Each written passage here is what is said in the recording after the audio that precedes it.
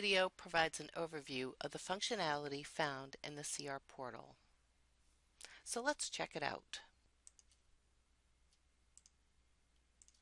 I have logged in using the administrator account. Here we have the Manage Mass Assignments. So let's take a look at what we can do in Manage Mass Assignments. We're going to start with adding or editing role and permissions.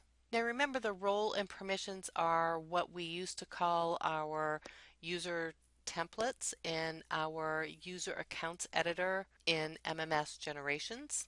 So we're going to add a new role, and this is going to be for my teachers in the high school. The type that you have available is either staff, teacher, or admin. So I'm going to select teacher, and I'm going to add that new role.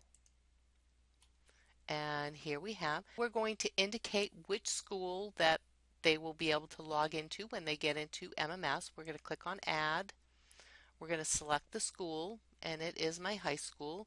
And we're going to indicate whether they have either read-write access or read-only. And my teachers need to be able to record data, and it is going to be their default school. And then here we have all of the menus available in the teacher portal. And I am going to check all permissions for teacher, and that is going to give them full access to the teacher portal. And I am going to save my role permissions.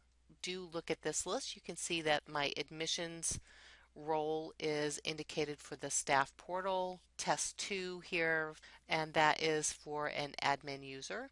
Now if that role had already been assigned to a user account and I deleted that role, the permissions that were given through this role will still remain with them, but the role will no longer be associated with that user. Now we're going to look at assigning user-defined fields to roles, and that's very similar to what we saw for the individual user, but this time we're going to select a template to add those user-defined fields to.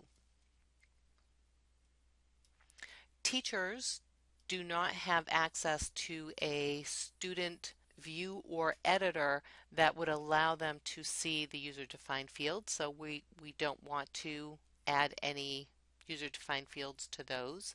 But I'm going to take my guidance counselor role, and we can see that they already have a group added, so let's click and see what's available in there. And I have my activity fields here, and to add another field, we'll just click on that plus sign, select the field. I already have activity 4, activity 6, and if I want to remove that field, I'll just click on the minus sign and it resets that field. And just like before, we can either disable this group or we can make it read only. When we are done, we are going to save all. We can click here and that will add a separate group, and there are up to 20 fields per group that you can add.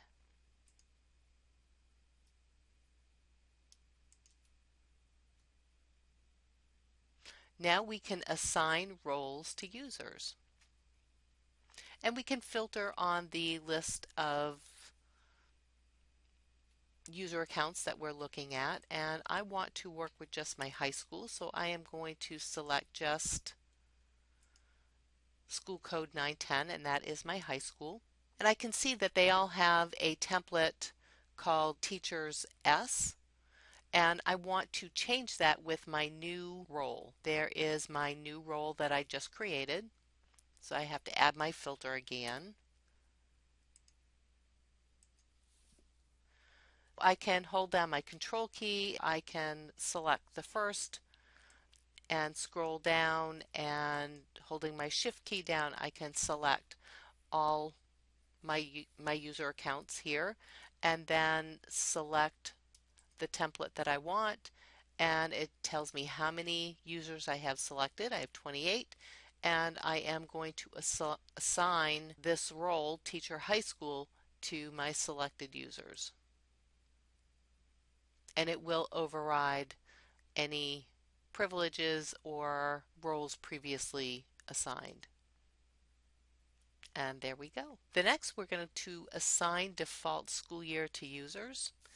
And in MMS Generations, when we had those user templates, we actually associated the school year with the template, and then we would reapply the template. Here we kind of divorced the two, and they are separate.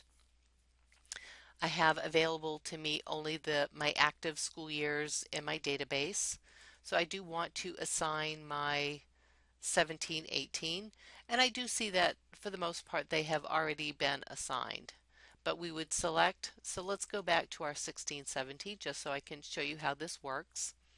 I can select all my users, and then I can process the selected user. So we make it very easy to either select just a few people, or when it's ready for everybody to start moving over to the new school year, you can do that as well.